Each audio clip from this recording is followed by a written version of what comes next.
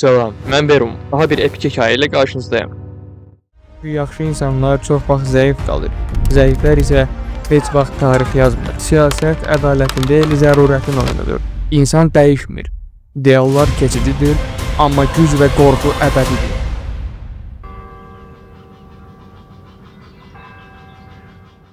On 15-ci əsrin sonları İtaliyanın qəlbində baş divarları sabah günəşi ilə qızaran bir şəhər dururdu. Florensiya.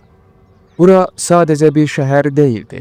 Bura Tanrının nəfəsini hiss etmək istəyən rəssamların və eyni zamanda hakimiyyətə aclıq duyan siyasətçilərin səhnəsi idi. Florensiya, gözəlliyin və xəyanətin əl-ələ gəzdiyi yer.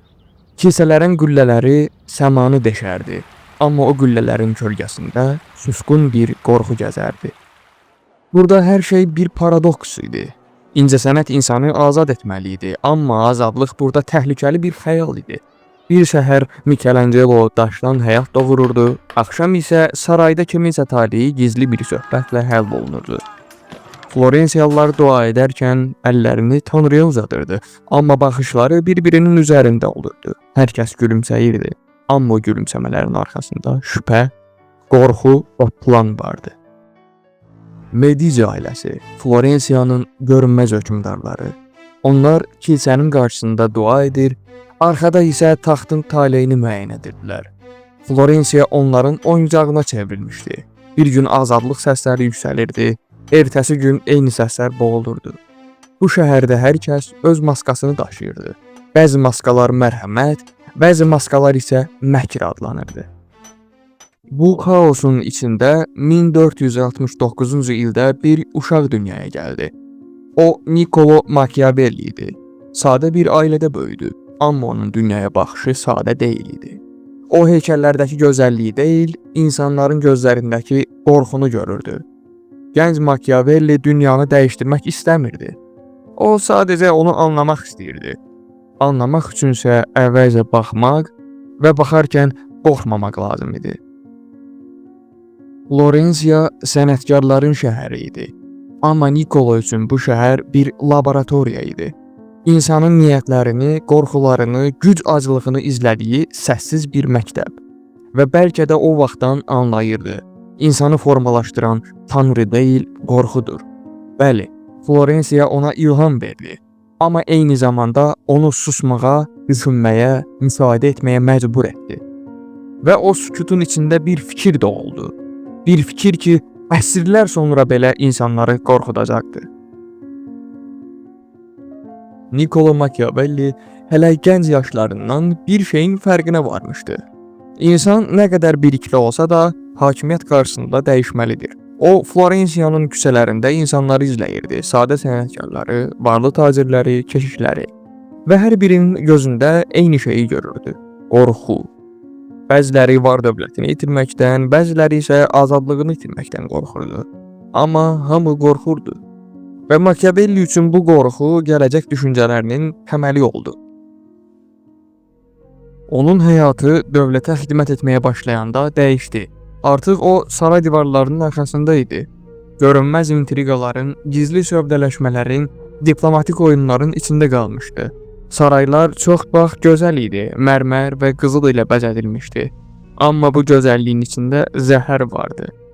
Machiavelli danışmırdı. O sadəcə baxırdı və yadda saxlayırdı.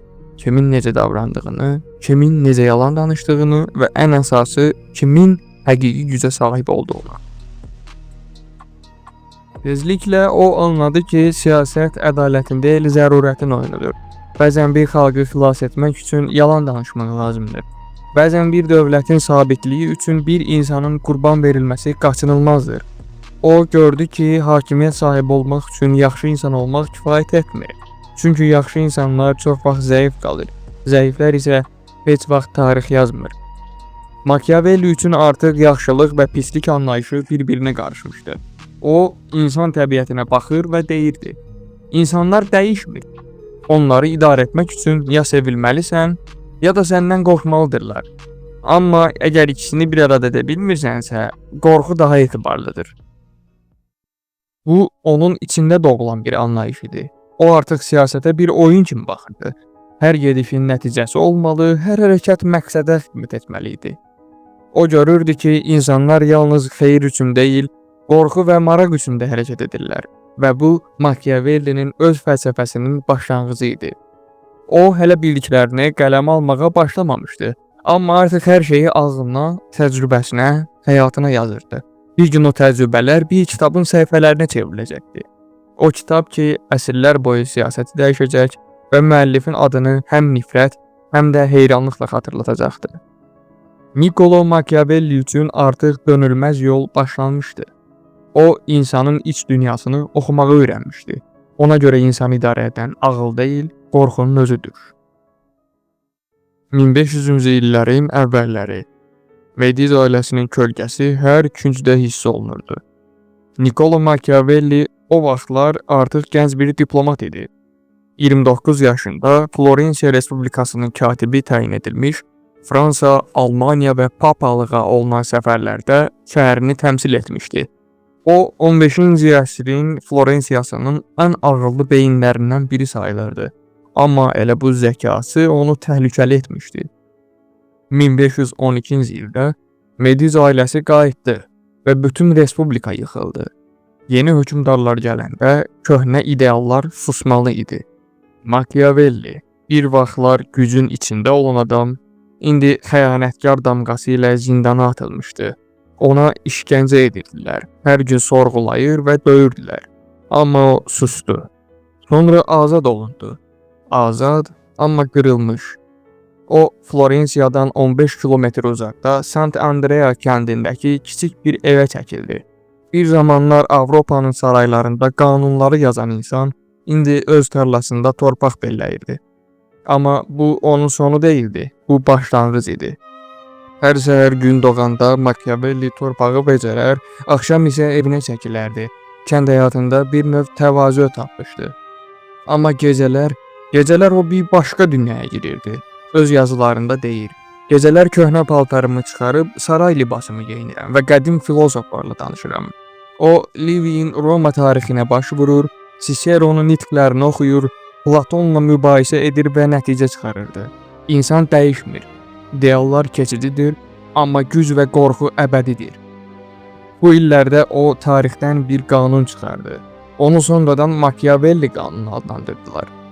Hakimiyyət yalnız qorxu və hörmət arasında tarazlığı qoruya bilənlərin əlində qalır. Ona görə siyasət əxlaqdan ayrı bir elm idi. Burada xeyir və şər yox idi, sadəcə nəticə vardı. Machiavelli üçün dövlət canlı bir orqanizm idi. Ya idarə edirsən, ya məhv olursan. 1513-cü ilin payızı idi. Sürgündə Sant Andrea kəndində o bir gecə oturdu və yazmağa başladı. Bir məktub, bir tövsiyə, bir dua, adını Il Principe, yəni hökmdar qoydu. Bu əsər sadəcə siyasət kitabı deyildi, bu dünyanın necə işlədiyinin dərin bir analizi idi. O yazırdı, insanlar yaxşı doğulmur, sadəcə təhlükədən qorunmaq üçün itaət edirlər. Mərhəmət bəzən zəifliyin paltarıdır. Bir hökmdar həm sevilmək, həm qorxulmaq istəyirsə, amma ikisindən birini seçməli olsa, qorxulmağı seçsin. Machiavelli daha bir prinsip qoydu.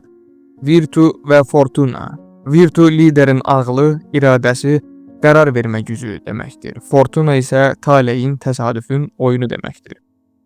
Bununla o demək istəyir ki, güclü lider taleyi öz iradəsinə tabe edə biləndir. O, hökmdarı Medici ailəsinə həsr etdi. Bəlkə bağışlanmaq, bəlkə də anlaşıla bilmək üçün. Amma bu əsər hökmdarlardan çox gələcək nəsil üçündür. Çünki o, insanın qaranlıq tərəfini qorxmadan açdı. Machiavelli 1519-cu ildə yenidən yazmağa başladı. Livy üzərində Mülahizələr adlı əsərində artıq respublika ideallarını qayıtdı. O göstərdi ki, azadlıq da güc kimi qorunmalıdır. Amma bunun üçün xalq öz qorxularını tanımalıdır. O həyatının son illərində kasıb və tənha idi. Amma düşüncələri artıq Florensiyanın sərhədlərini aşırdı. Din xadimləri onu şeytan adlandırırdı. Bəziləri isə ilk müasir realist kimi qəbul etdi. 1532-ci ildə hökmdar nəşr edildi. O zaman Machiavelli artıq ölmüşdü. Amma onun sözləri Avropanın taxtlarına çatdı. İkinci Frederikdən tutmuş Napoleona qədər hər bir lider bir dəfə də olsa bu kitabı oxudu. Onun fikirləri təkcə siyasətə yox, insan təbiətinə dair ayna idi. O dedi: "İnsan təbiətən nankordur, dəyişkəndir, yalancıdır, amma məhz bu səbəbdən idarə oluna biləndir." Bu cümlə bəziləri üçün qəddar, bəziləri üçün isə azadlığa aparan tək yol idi. Niccolo Machiavelli 1527-ci ildə vəfat etdi. Florensiyada vətəni tərəfindən unudulmuş, dostları tərəfindən uzaqlaşdırılmışdı. Amma ölümündən sonra onun adı əbədi yaşadı. Onun kitablarını yandırmaq istədilər, amma fikirlər yanmadı. Çünki Machiavelli insanın özünə güzgü tutdu. Və bəzən insan öz-özünü görmək istəmir.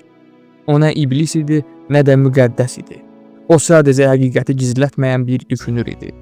Bu gün də hər dəfə bir lider qərar verəndə, bir xalq qorxu ilə ümid arasında qaldıqda, bir siyasətçi etikaya qarşı nəticəni seçdikdə, o səs sükutun içindən gəlir. Unutma, insan dəyişmir, sadəcə maskasını dəyişir.